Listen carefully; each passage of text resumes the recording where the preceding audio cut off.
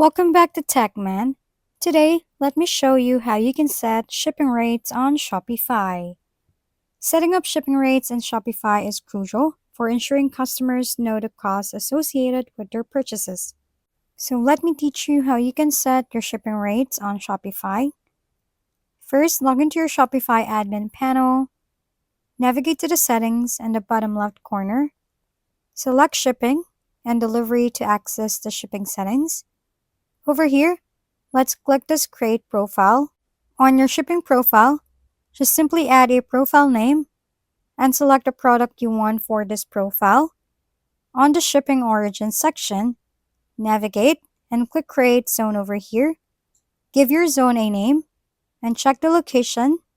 In our case, let's say we want to ship to Japan. Select Done below.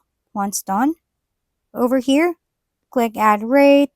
You can add a custom rate name. Let's type standard shipping for our name. Then input the price over here. Once done, click on this Done button below and you're good to go. Don't forget to save this one by tapping the Save button below.